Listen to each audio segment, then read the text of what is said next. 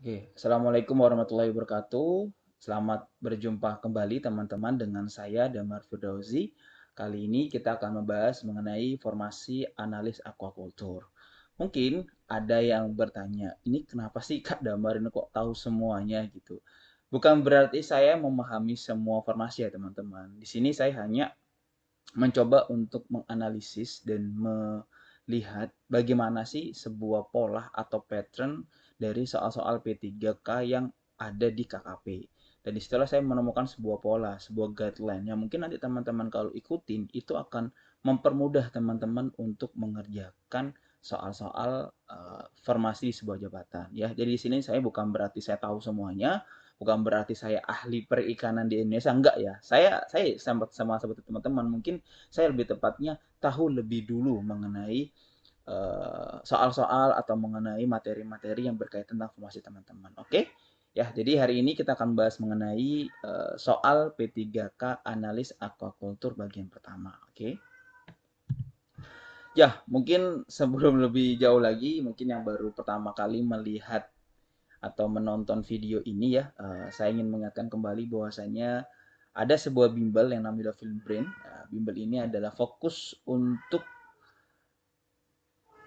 membahas mengenai materi-materi yang akan disoalkan untuk formasi teman-teman, yaitu formasi kelautan dan perikanan. Ada analis aquaculture, ada pembina mutu, ada pengawas perikanan, penyuluh, sampai dengan P3T atau pengelola produksi perikanan tangkap. Kalau teman-teman join, nanti kita akan bareng-bareng belajar. Di situ ada 14 sesi ya. Di setiap sesi itu ada materi-materi yang sudah susun dan materi-materi ini disesuaikan dengan kisi-kisi atau soal-soal yang sudah muncul pada tahun sebelumnya. Kami tim Data Film Brain coba mengembangkan dan membuat pola gitu loh. Nanti barulah kita bahas bareng-bareng dengan teman-teman. Oke, seperti itu. Kalian bisa langsung menghubungi kami via Instagram di dolphin_brain atau via WA yang nomornya tercantum di layar teman-teman. Oke, next. Oke, kemudian di sini ada mengenai peraturan ya, mengenai peraturannya. Di sini ada kisi-kisinya lebih tepatnya. Ini saya ambil dari surat edaran Kepala BKN. Nah, ini adalah kisi-kisi yang muncul di SKB Analis Aquaculture. Yang jadi pertanyaan adalah, apakah sama Kak antara SKB dengan soal P3K? Sepemahaman kami, bidang pekerjaan antara ASN dan P3K itu sama, tidak jauh berbeda. Hanya yang berbeda dalam hal tunjangan. Dalam arti di sini kayak tunjangan pensiun sama segala macam. Tapi kalau dari segi pekerjaan, tidak ada yang membedakan antara P3K dengan ASN. Oleh karena itu, kompetensi teknis itu tidak akan jauh berbeda soalnya antara yang ASN dengan yang P3K. Oke?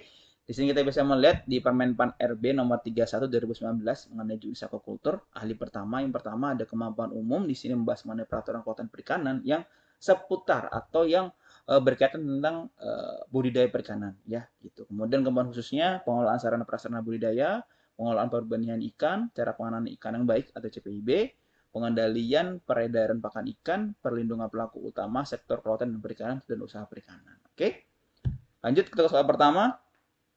Satu, peraturan Menteri Kelautan dan Perikanan yang berisikan cara pembenihan ikan yang baik adalah A. Kepmen KP 07 tahun 2007, B. Permen KP 35 tahun 2016, C. Permen KP 02 tahun 2010, D. Permen KP 55 tahun 2018, atau E. Permen KP 51 tahun 2018. Oke, silakan teman-teman menjawab. Saya kasih waktu 5 detik.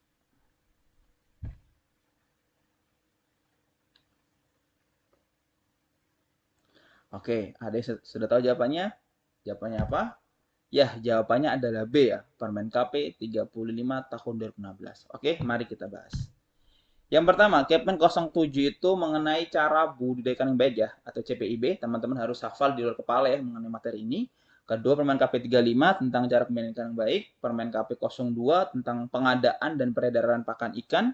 Permen KP 55 18 tentang pakan ikan. Dan Permen KP 51 tahun 2018 adalah HACCP. Oke, lanjut. Jawabannya B. Nomor 2. pedoman dan tata cara pengembangbiakan ikan dengan cara melakukan manajemen induk, pemijahan, penetesan telur, pemeliharaan larva atau benih dalam lingkungan yang terkontrol melalui penerapan teknologi yang memenuhi kriteria dan persyaratan teknis. Manajemen, keamanan pangan, dan lingkungan adalah definisi dari A. Cara budidaya ikan yang baik atau CPIB. B. Cara pembudidaya ikan yang baik atau CPIB. C. Cara pembenihan ikan yang baik atau CPIB. D. Cara penanganan ikan yang baik atau CPIB. Dan E. HACCP budidaya. Oke, silakan teman-teman menganalisis jawabannya. Saya kasih waktu 10 detik.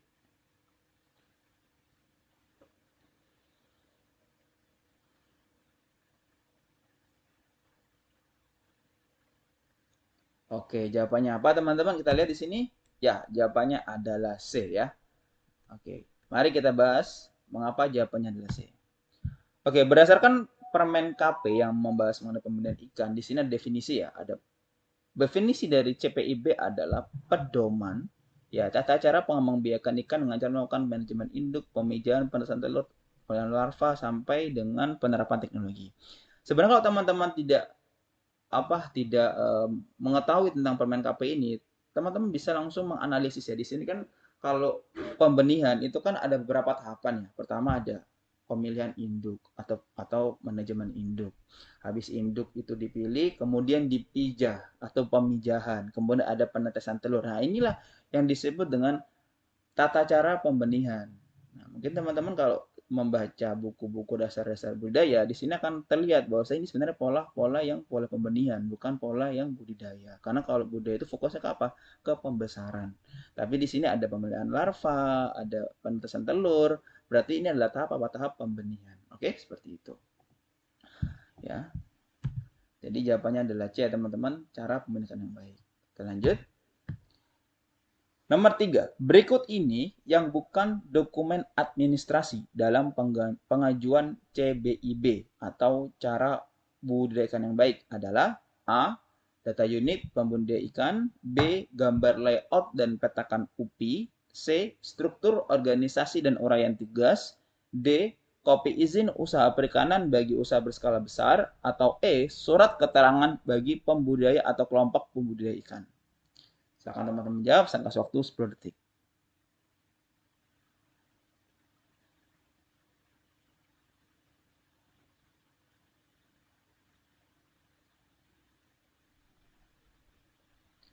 Oke, apa jawaban teman-teman? Ya, jawabannya adalah D. Dari mana, Kak? Mari kita lihat slide berikutnya. Oke, berdasarkan Juknis ya, dari Dirjen Budidaya, itu dia memberikan bahwasannya untuk permohonan sertifikasi CBIB itu ada disebut dengan dokumen administrasi yang meliputi pertama kopi izin usaha perikanan bagi unit usaha berbadan hukum ya. Sedangkan yang DD itu apa? DD itu adalah berskala besar. Jadi bukan besar ya, harus berskala atau yang benar adalah berbadan hukum ya. Jadi ini yang D adalah yang salah.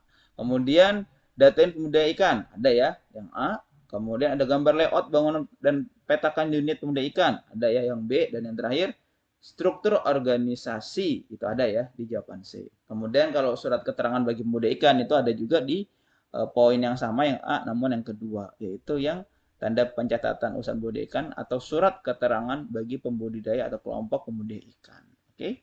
Nah, teman-teman, berdasarkan pengalaman tahun lalu itu, Juknis CBIB itu paling banyak keluar. Jadi kalau saran saya, teman-teman bisa membaca lebih dalam lagi dan detail sekali ya. Jangan cuma garis besar saja, tapi detail. Kayak semacam syarat-syaratnya, kemudian tata cara asesmennya, segala macamnya. Pokoknya kalau bisa tuh hafal di luar kepala tuh. Yang namanya Juknis dari Dirjen Budidaya ya. Seperti itu. Oke, lanjut kita ke slide selanjutnya. Jawabannya dia teman-teman.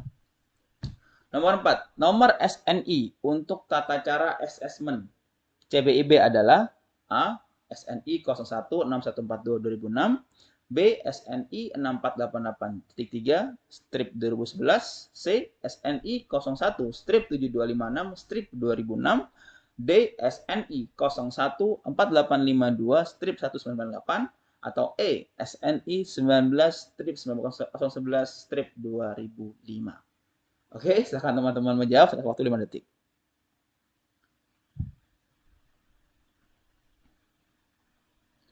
Oke, jawabannya apa? Atau masih nggak tahu nih yang mana? Nah, kita coba cek ya. Ya, jawabannya adalah E. Dari mana Kak? Mari kita lihat lagi soal selanjutnya. Ya, jadi ini saya dapatkan dari sama ya, dari Juknis Dirjen Budidaya mengenai pengajuan CBIB, bahwasanya untuk nomor SNI, tata cara SMIM CBIB itu menggunakan SNI mengenai panduan audit sistem manajemen mutu atau lingkungan, yaitu SNI 19-19-11-2005. Sedangkan yang A itu berkaitan tentang pembenihan udang windu, yang B berkaitan tentang pembenihan ikan kerapu macan, yang C pembenihan patin jambal, dan yang D SNI HACCP. Oke. Kemudian kalau pertanyaan Kak, SNI kira-kira yang keluar gimana? Saya tidak bisa menjamin yang mana keluar. Setidaknya teman-teman tahulah pembenihan SNI pembenihan yang ikan-ikannya ikan umum. Jadi tahu aja patokannya berapa gitu ya. Kalau supaya lebih aman ya dipahami saja gitu loh ya. Karena memang banyak sekali SNI itu ya. Saya tadi baca itu hampir ada sekitar 50 SNI yang berkaitan dengan budidaya, baik itu pembenihan, pembesaran sampai dengan pemasaran seperti itu. Oke. Jawabannya adalah E. Kita lanjut ke nomor 5. Berikut ini yang bukan termasuk pengadaan sarana budidaya ikan adalah A. Pemilihan lokasi, B. Pemilihan benih, C. Pemilihan induk, D. Pemilihan peralatan budidaya, atau E. Pemilihan tenaga kerja. Silakan teman-teman menjawab, saya kasih waktu 5 detik.